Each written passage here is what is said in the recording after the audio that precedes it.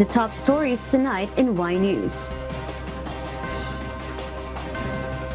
House lawmakers questions several government agencies on why they were not alarmed by the influx of Chinese students in the Philippines.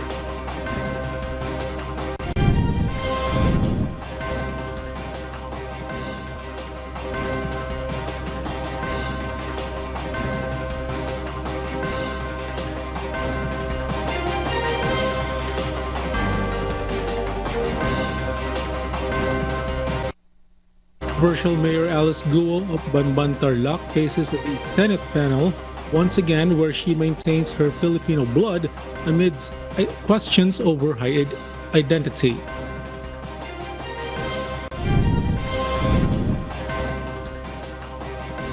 The Department of Health rules out that they will not recommend any restrictions in the country despite rise in COVID-19 cases in Singapore.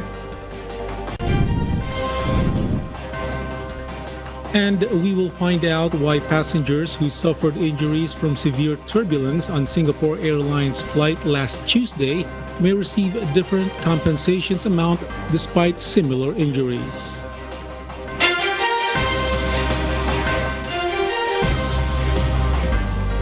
Good evening, Philippines and the world. Today is Wednesday, the 22nd of May, 2024. Join us in the next hour as we deliver today's top stories around the Philippines and in other parts of the world. I am May Viendo. We are also seen in 1,935 satellite monitoring centers nationwide and via live streaming worldwide through the UNTV News and Rescue social media channels. I am Joselito Liquido.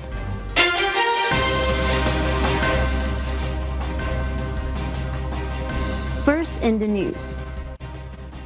Lawmakers have questioned several government agencies on why they were not alarmed by the influx of Chinese students in the country. The House Committee on Justice held its first hearing regarding the increased number of Chinese students in the province of Cagayan. Rosalie Cos will tell us why. The House Committee on Justice held its first hearing regarding the increase in the number of Chinese students in the province of Cagayan. Government agencies belonging to the Interagency Committee on Foreign Students attended, including the Commission on Higher Education, Bureau of Immigration, National Bureau of Investigation, National Intelligence Coordinating Agency, Department of Foreign Affairs, and the Department of Education. At the hearing, several lawmakers questioned why government agencies did not seem alarmed by the sudden increase in the number of Chinese students in the province of Cagayan. Hindi ba naging red flag sa inyo? Bakit ang daming gustong mag-aral sa Tugigaraw? Bakit? Ano bang magandang kurso na nandun na parang napaka-attractive? Every month we have the monthly visa issuances report. So in that specific report, nakalagay po yung kung ilan ho yung issuances. Now, we don't have, yun nga lang, in detailed information as to which schools they are enrolled in. According to the Bureau of Immigration report, the number of foreign nationals, including Chinese, increased due to the reopening of the country following the COVID-19 pandemic. Additionally, this rise is also a result of promoting the Philippines as an education hub in the region and the agreements between the Philippines and China under the Duterte administration. Based on our analysis of the situation, number one, the Philippine government has been promoting the country as a regional and global education hub. And the Commission on Higher Education's Study in the Philippines campaign has greatly helped boost the number of foreign students in the country. There are several ways for foreign students to enter the Philippines, through a student visa or by entering on a tourist visa, which can be converted to a student visa. According to the report from CHED, Indian nationals have the highest number of foreign students in the country, followed by Chinese students from 2022 to 2024. In 2023, there were 5,921 Chinese students in the country and 5,334 this year. Most Chinese students are in Metro Manila. CHED was also asked why there are many Chinese students in Cagayan. If we will base it on our data, yung the general categories pa rin po ang ground nila for pursuing international study here in the Philippines, which is the English as a medium of instruction, quality institutions. On the part of Region 2, SPUP is one of our autonomous and regulated institutions, Madam Chair. And of course, affordability po siguro. However, the DFA assured that due to security concerns arising from the influx of foreign students in the country, they will tighten the regulations for granting student visas. You did find that a large influx of Chinese students will not be a security risk? In fact, our office and our undersecretary will be conducting an interagency committee meeting on visa concerns tomorrow, precisely to address these issues with a view to harmonizing the policies or maybe even revise the policies based on the security concerns that have been raised in the recent months. So we are taking very good note, sir. Don't Thank worry. you. And we seek to strengthen our visa policies and make it even stricter if need be, which is obviously needed. Meanwhile, St. Paul University Philippines denied the reports that they have over 4,000 Chinese students enrolled. The university also refuted the claim that they charge 1.2 million pesos in tuition fees per degree for each foreign student. So for the students to complete their graduate school program, they are enrolled in at least 10 trimesters. So if we put together that $1,000 times 10 per trimester times 10 trimesters, that's only $10,000. So it does not reach 1.2 million pesos. According to the Bureau of Immigration, all Chinese students enrolled at St. Paul University in 2023 entered the country using tourist visas and later converted them to student visas. All foreign students opted for Mode 2. So they came in using 9A tourist visa and converted to 9F. And based on our data for St. Paul's University for 2023, 1,464 only applied for conversion and 52 applied for extension. We have no data showing of the 4,600 students. Rosalie Coz, UNTV News and Rescue. We serve the people, we give glory to God. The Philippine National Police, or PNP, has confirmed that the prosecutor's office ordered the release of 2 Special Action Force members from the Muntinlupa City Jail. PNP Public Information Office Chief Police Colonel Jean Fajardo said after the release, the SAF leadership put them under restrictive custody at Fort Santo Domingo in Santa Rosa, Laguna. Aside from the 2 SAF members, 5 officers and 2 non-commissioned officers were relieved from their posts. Maliban nga po dito sa dalawa ay umabot na po sa level nga po ng battalion commander yung ginawang pag-iimbestiga po at they were already relieved from their post. The 2 SAF commandos were proven for unauthorized escorting of Chinese POGO official. They were charged with alarm and scandal complaint after they were caught fighting with each other in one exclusive subdivision in Muntinlupa City.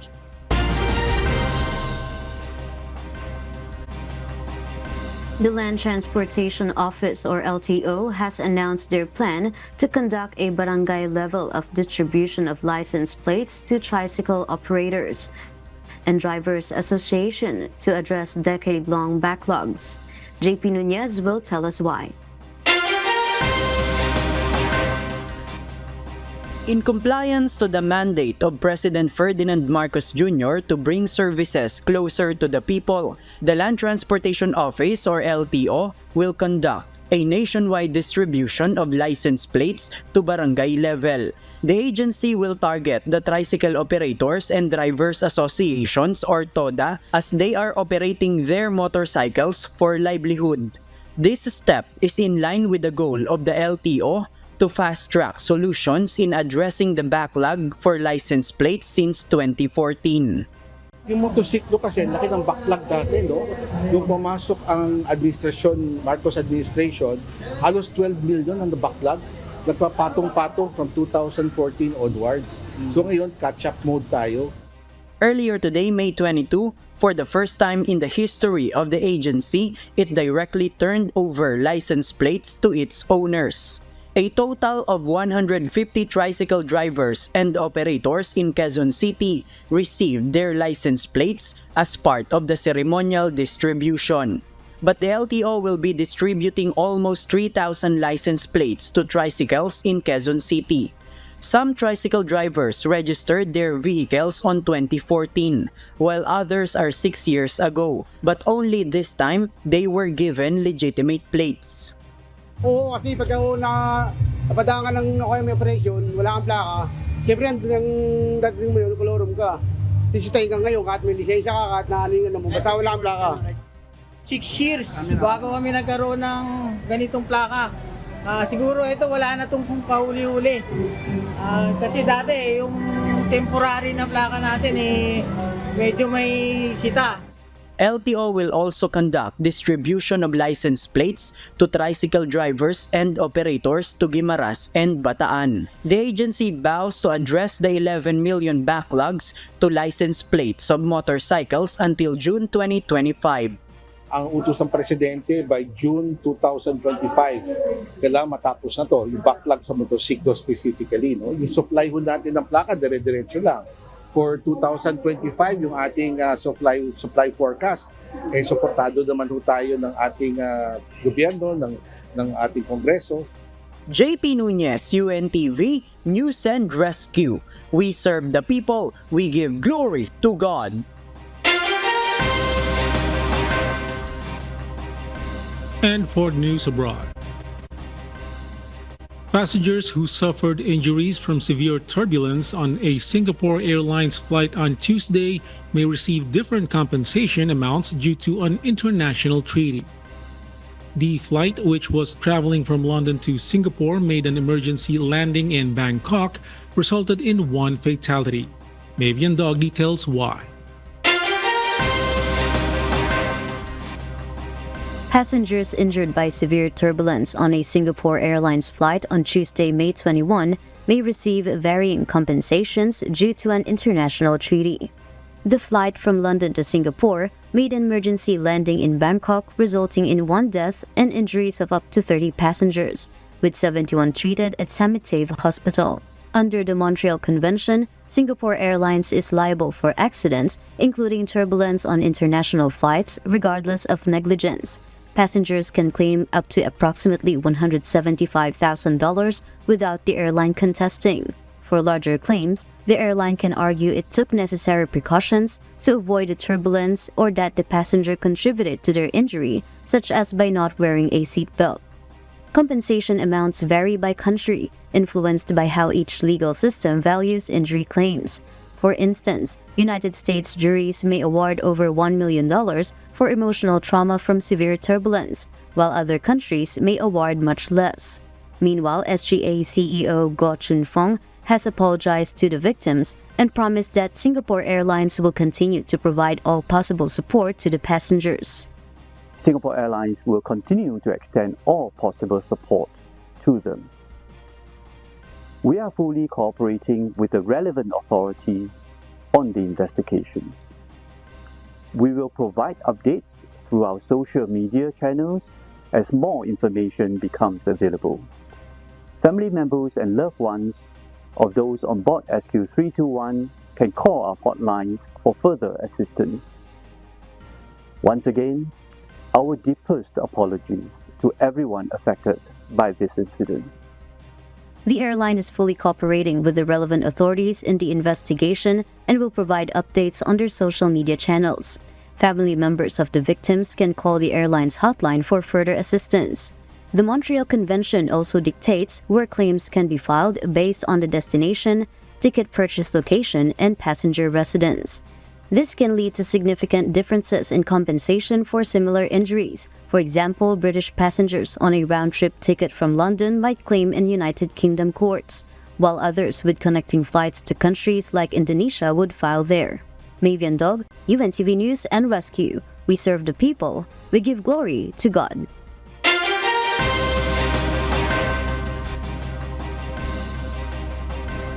In a bold move, the presidential campaign of former United States President Donald Trump has announced that it will begin accepting donations in the form of cryptocurrency.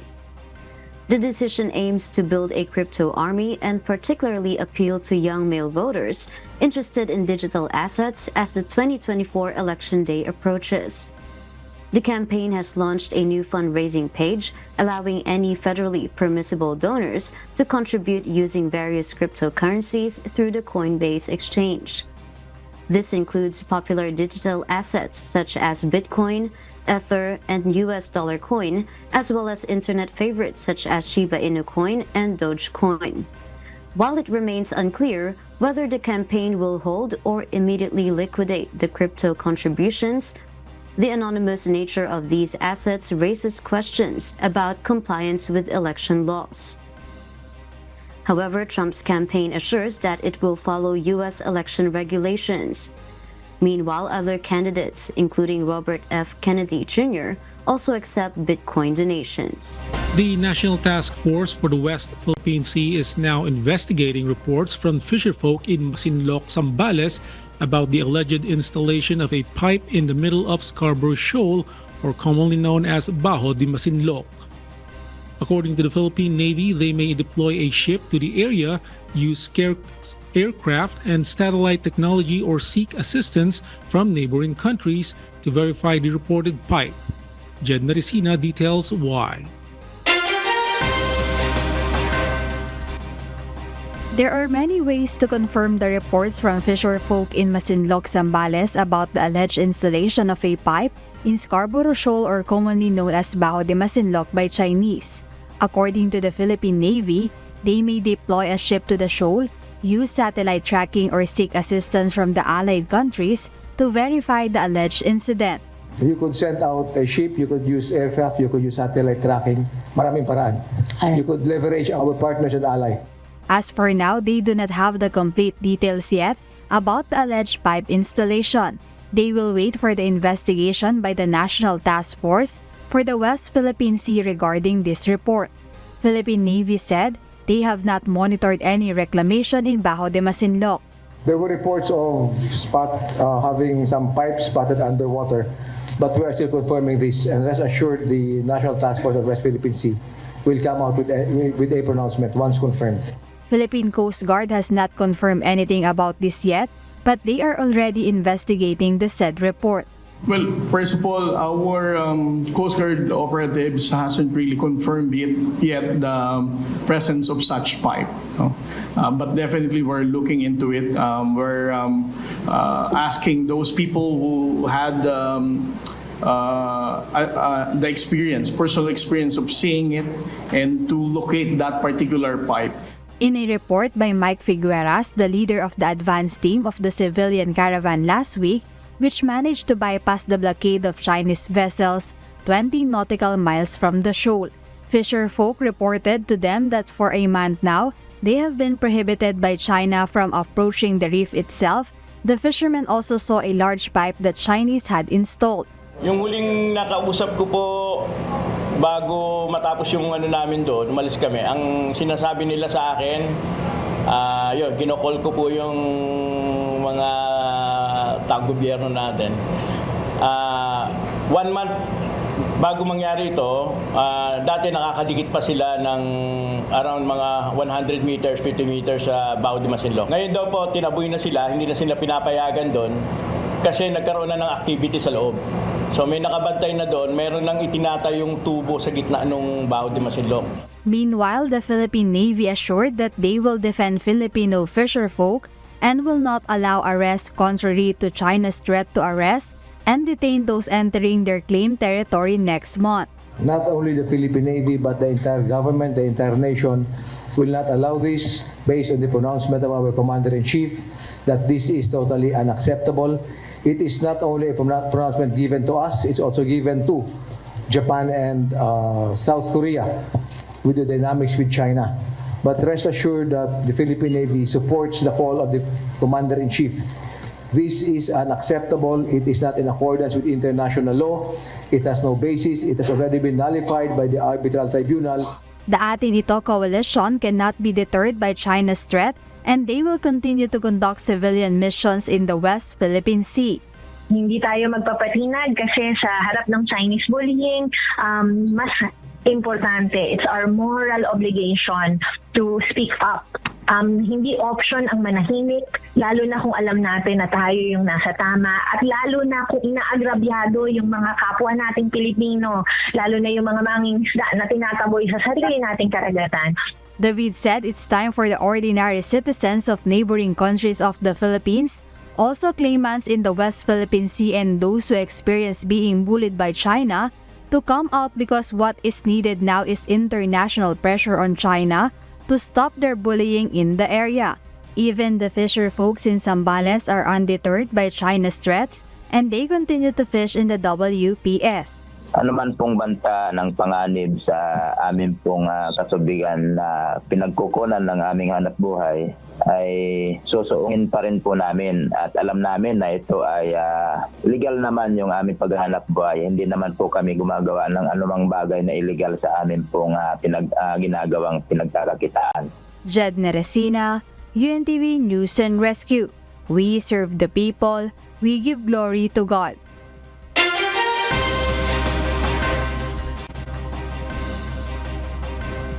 Controversial Mayor Alice Guo of Bamban-Tarlac faces the Senate panel once again, where she maintains her Filipino blood amid questions over her identity. Harleen Delgado will tell us why.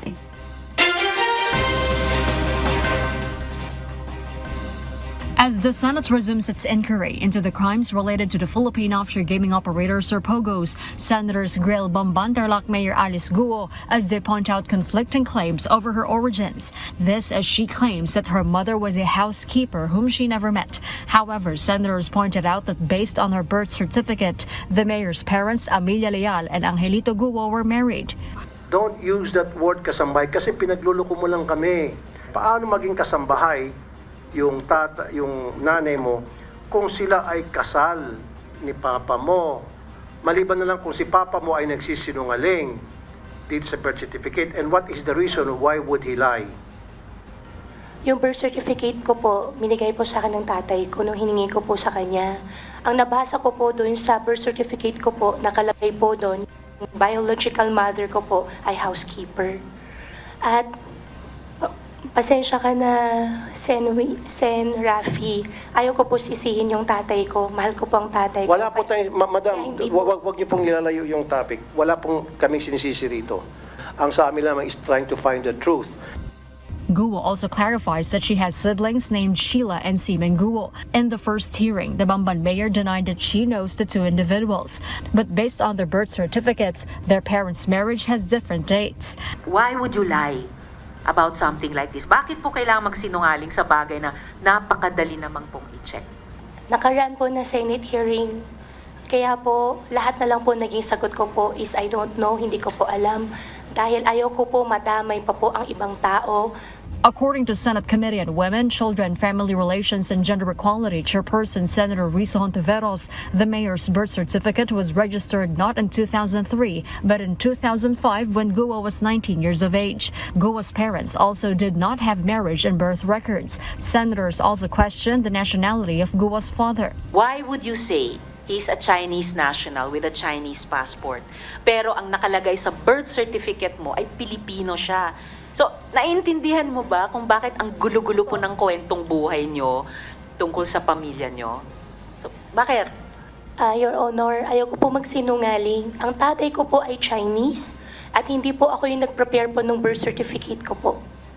According to the Philippine Statistics Authority or PSA, based on their fact-finding investigation, Guo's birth certificate, which was supplied by her father, has irregularities. Doon sa incorporation papers, consistent na Chinese ang nationality ng tatay niya. Yung salaysay ng tatay niya, hindi totoo. Mataas po ang posibilidad na hindi totoo yung salaysay niya nung nagrehistro po ng birth certificate. Nagsinungaling siya, nakasal siya kay Amelia. Opo. Tama? Posible po. Para sa akin, ang pag-analisa ko dito, nagsinungaling yung applicant eh. Yes. para yung kanyang mga anak maging Filipino. At pag Filipino ka, pwede kang bumili ng lupa, pwede kang magtayo ng negosyo, pwede kang kumuha ng passport, pwede ka rin tumakbo bilang mayor. After the hearing, Guo maintains that she is not a foreign spy planted by the Chinese government as alleged. Ako po ay isang Filipino at hindi po ako spy. Guo's counsel says they will prove that Guo is indeed a legitimate Filipino. The Senate panel will call for an executive session and another committee hearing over the issue. Harleen Delgado, UNTV News and Rescue. We serve the people. We give glory to God.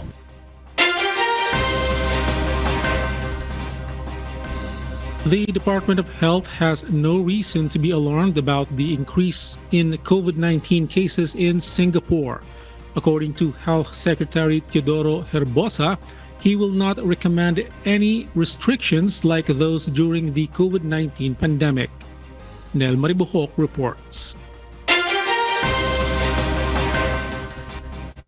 Department of Health Secretary Teodoro Herbosa said he would not recommend any border control or travel restrictions amid the reported increase of COVID-19 in Singapore. At the palace press briefing, Secretary Herbosa said he would not suggest the enforcement of mandatory wearing of masks among the public. Luckily, even the one in Singapore is mostly respiratory tract infection, ubusipon, common cold. So I'm not thinking border control, mandatory masks. I'm not thinking that. Singapore has seen a new spike in COVID-19 cases in the past 2 weeks, a result of the COVID-19 sub-variants. The DOH assured the public that it continues to track COVID-19 case counts and newly designated variants under monitoring in parallel with international developments. Mabilis siyang makahawa because of the outbreak in Singapore. So it's contagious but it's not virulent, that doesn't kill. Kasi wala pa silang reported deaths. Right? So yun ang binabantayan natin. The behavior of this new variant. That's why it's a variant under monitoring. We're monitoring it. And we'll look at it. Maybe it's nothing to worry about. Or maybe it will just die down from the activities there in Singapore. The DOH advised the voluntary and proper use of face mask along with observance of standard precautions like hand washing, avoiding crowds, and choosing good airflow. The health chief also encouraged the public, especially those who experience flu-like symptoms, to get tested for COVID-19.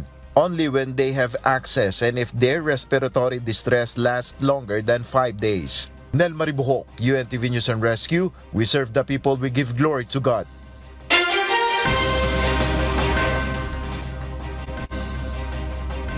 President Ferdinand Marcos Jr. has approved the Philippines' gradual return to the old academic calendar, under which the school year begins in June and ends in March the following year.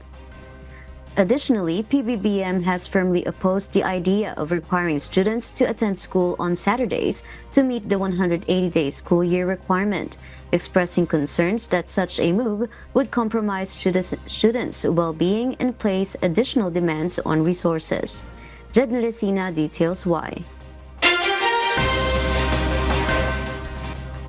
Department of Education Undersecretary Michael Powa confirmed that the plan to have class every Saturday will not continue following the directive of President Ferdinand Marcos Jr. Since April 15 po yung magiging end ng school year 24-25, akma na po, no? Nandun na po tayo sa pagdating sa ating school days. So hindi na natin kinakailangan magdagdag ng additional school days through holding Saturday classes. In a statement released by the Presidential Communications Office, President Marcos Jr. is not in favor of letting students go to school every Saturday just to complete the 180-day school calendar. Marcos said that instead of ending on March 31, 2025, DepEd should fix the school year ending on April 15, 2025 so that students can complete 180 days without conducting Saturday classes. July 29 is also the start of the coming school year 2024-2025 after PBBM approved the revision relating to the return of the old school calendar. Undersecretary Poa explained that when the 2025-2026 school year comes, the June to March cycle for students will be back. Is basically by school year 2024-2025, mag-i-end po tayo ng April 15, 2025. Pagkatapos naman po nun, magsa-start na tayo ng June 16, yung tentative date ng opening of classes for school year 2025 to 2026 at mag-i-end naman po yung school year 2025-2026 ng March 31. Additionally, it's a good plan to end the school year on April 15, 2025 because the number of school days is still near the prescribed days by the law. According to POA, children's education will be short and highly compressed if the March 31 school is ended immediately. The DepEd is set to issue a department order regarding the new calendar for the next admission. Jed Neresina, UNTV News and Rescue. We serve the people. We give glory to God. And in other global news, the United Kingdom government has announced that the victims of the infected blood scandal from the 1970s to early 1990s will start receiving their final compensation payments this year. The scandal is now considered as the deadliest in the history of the National Health Service. Ryuji Sasaki details why. The United Kingdom government's announcement on Tuesday, May 21, follows a devastating report revealing that from the 1970s to the early 1990s, civil servants and doctors exposed tens of thousands of patients to unacceptable risks by providing them with blood transfusions or blood products tainted with human immunodeficiency virus, or HIV, and hepatitis. The report, authored by Judge Brian Langstaff, highlights that successive governments tried to cover up the scandal. The scandal primarily affected individuals with hemophilia, or a condition that affects the blood's ability to clot, who receive contaminated treatments from the United States. These treatments contain plasma from high-risk donors, including prison inmates who were paid to donate, leading to widespread infection. The scandal resulted in the deaths of around 3,000 people and approximately infected 30,000 others with HIV or hepatitis C. Cabinet Office Minister John Glenn emphasized the urgency of the situation, announcing that the most critically affected victims will receive an interim payment of £210,000 within 90 days. This is in addition to the £100,000 given to each survivor and bereaved partner last year. Caregivers and family members of those affected will also be eligible for compensation. Meanwhile, UK Prime Minister Rishi Sunak has apologized for what he calls a decades-long moral failure. The inquiry, launched in 2017, reviewed evidence from over 5,000 witnesses and 100,000 documents. It was concluded that the tragedy could have been largely avoided with better oversight and transparency. Ryuji Sasaki, UNTV News and Rescue. We serve the people. We give glory to God. And those are the reasons behind the news in other parts of the globe.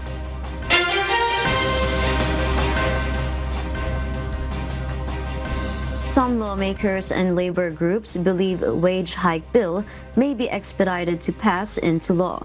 This as they call anew for its immediate resolution. Asher Kadapan Jr. tells us why.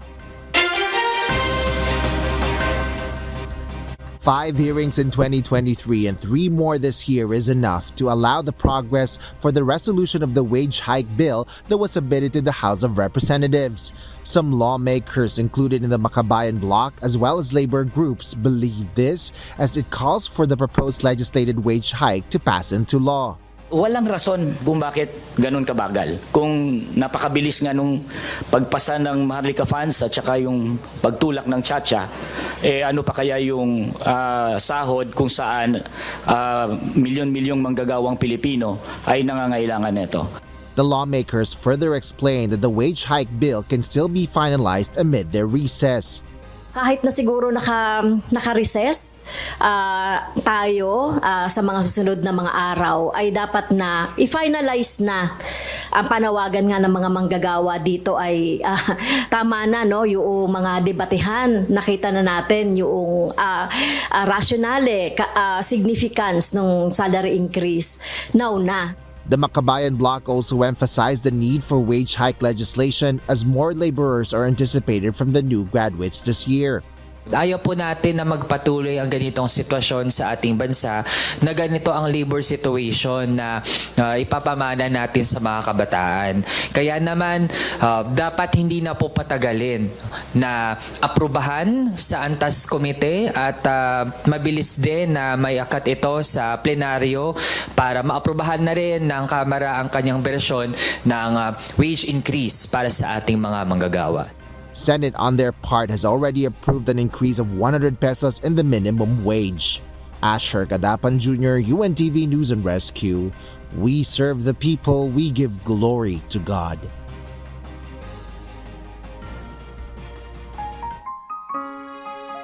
And before we close, we will leave you with the word, giving glory to God.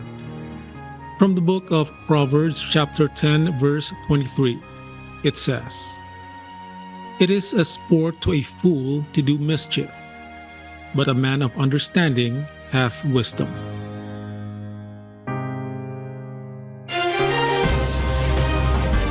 And those are the reasons behind the news, April 24, 2024. Reasons we deliver to you as they unfold. I am Joselito Liquido. And because we need to know, we will always ask why. I am Mavian Dog, live from Australia. We serve the people, we give glory to God.